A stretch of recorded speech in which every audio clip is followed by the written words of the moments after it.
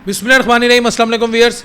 150 से 100 के बीच या 100 से 150 के बीच, ऊपर से नीचे कर लें या नीचे से ऊपर कर लें, हुकूमत पेट्रोलियम मसनूआत की कीमतों में कमी करने जा रही है।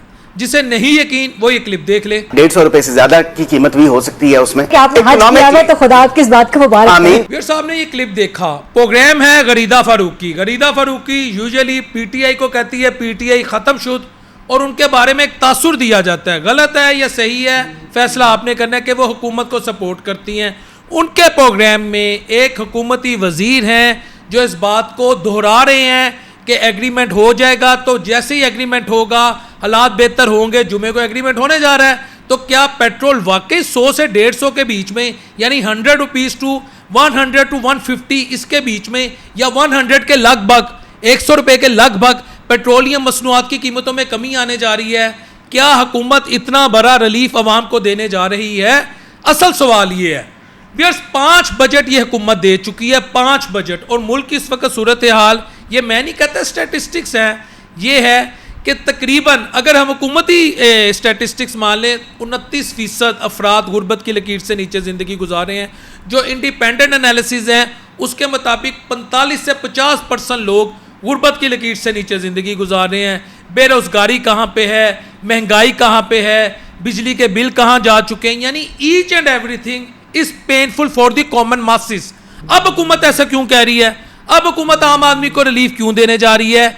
ये है बेसिक सवाल जो आप जानना चाहते हैं, मैं जानना चाहता हूँ। अगर हम गुज़िश्ता 72 घंटों की शायद सुर्खियाँ पढ़ लें, मैं अखबारात की बात कर रहा हूँ कि गुज़िश्ता 72 घंटों की अखबारात की अगर हम गुज़िश्ता 72 घंटों के पाकिस्तान के नामवर सहाफ़ियों के कॉलम्स पढ़ लें, सुहेल वराय साहब सफ़े अव्वल में उनका शुमार होता है, ठीक है। फिर हफीज़ुल्लाह नियाज़ी साहब सख्त नाकिद हैं पीटीआई के, सख्त नाकिद हैं इमरान खान साहब के, उनका कॉलम आप पढ़ लें।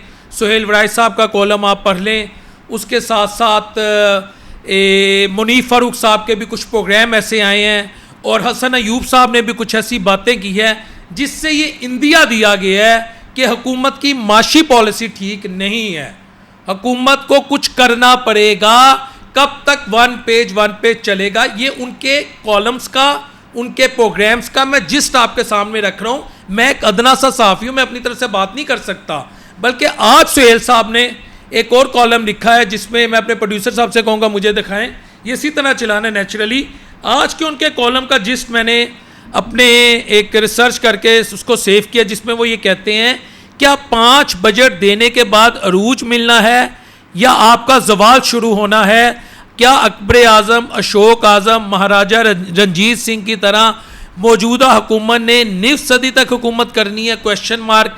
ये हुकूमत और इसके वज़रा बहुत तंग मिजाज हैं। ये सुहेल साहब कह रहे, मैं नहीं कह रहा। ज़रा से एतराज़ या घर जाने के सवाल पर नाराज़ हो जाते हैं जैसे उन्होंने कभी जाना ही नहीं। अच्छा, अब ये सुहेल साहब कह रहे हैं, अब ये उन्होंने जो बात की है इसका क्या मतलब है? इसका मतलब आप देखने वाले अल्हम्दुलिल्लाह मुझसे ज़्यादा समझदार हैं, आप मुझसे ज़्यादा चीज़ों को समझते हैं। मुझे ये लगता है, मेरा एनालिसिस है कि हुकूमत पर ये प्रेशर है कि इकनॉमिकली आप डिलीवर नहीं कर पा रहे। देखें, आपको मेरी बात अच्छी लगे, बुरी लगे, कोई कहे बिलाल शफीक का सॉफ्टवेयर अपडेट हो गया, मुझे इसकी परवाह नहीं है, क्योंकि ये वो मनसब है। मैं यहाँ बैठ के ये नहीं कह सकता कि पिंडी में टांगे काम के खान बाहर आ गया। मैं क्यों झूठ बोलूँ? एक हमारे नामवर सहाफ़ी हैं, काफ़ी माशाल्लाह सेहतमंद है, मैं उनका नाम नहीं लूँगा, वो तो डेली कहते खान आने लगा है, मुज़ाकरात हो गए, ये हो गया, वो हो गया। मैं इस तरह का काम नहीं करता। कुछ बाहर यूट्यूबर बैठे वो भी इस तरह की बातें करते, मैं नहीं ये कर सकता। अगर पाकिस्तान को इस वक्त दुनिया में आप ये कह लेना कि अमरीका और ईरान के मुआहिदे में बल्ले बल्ले हुई है, तो पीछे one and only Asim Munir है। किसी को अच्छा लगे या बुरा लगे, it's a fact. Field marshal Asim Munir ने इस मुआहिदे को करवाने में अहम रोल प्ले की है। और फैसल वाडा साहब ने इस पर क्या कुछ कहा उसकी बहस नहीं मैं करूँगा। उन्होंने तो कहा कि उनके अलावा बाकी सारा स्टाफ था। ये फैसल वाडा कह रहे हैं मुख्तलिफ प्रोग्राम्स में, ठीक है। अच्छा, अब इंडिया को जंग रही, आपके सामने हमारे अदारों ने रही, पाकिस्तानी आर्मी ने रही, अफगानिस्तान को टफ टाइम मिला। ये जो कुछ सिक्योरिटी के महाज पे और खारजा महाज पे हुआ उसका क्रेडिट अदारों को जा रहा है। अब अदारे भी ये चाह रहे हैं हुकूमत इकोनॉमिकली डिलीवर करे। हुकूमत इकोनॉमिकली डिलीवर कितना कर रही है कितना नहीं कर रही, ये आपके और मेरे इल्म में है, और सुहेल वराय साहब ने अपने इस कॉलम में लिखा है। ये अब हुकूमत के लिए सबसे बड़ा चैलेंज है कि हुकूमत अगर इकोनॉमिकली डिलीवर नहीं करती तो क्या हुकूमत घर चली जाएगी? This is the question. तो मेरा ख्याल है अब हुकूमत को भी इस बात की समझ आ गई है कि कहीं ना कहीं कुछ ऐसा कर जाएं कि अवाम को कुछ ना कुछ रिलीफ हम दें। तो अगर 100 से 150 के बीच में पेट्रोलियम मसनूआत की कीमतों में कमी ना आई तो मुझे लगता है कि अच्छा खासा रिलीफ मिलेगा। मुझे भी ये महसूस हो रहा है, क्योंकि अब हुकूमत के पास कोई जस्टिफिकेशन नहीं है पेट्रोल को इस नहज पे रखने की, पेट्रोलियम मसनूआत की कीमतों को इस लेवल पे रखने की कोई जस्टिफिकेशन नहीं है। तो मैं खुद ये समझता हूँ कि अब हुकूमत को अवाम को रिलीफ देना चाहिए, वरना इतने नामवर सहाफ़ी इतने बड़े बड़े लोग कुछ कह रहे हैं, इसका मतलब समथिंग इज़ देयर।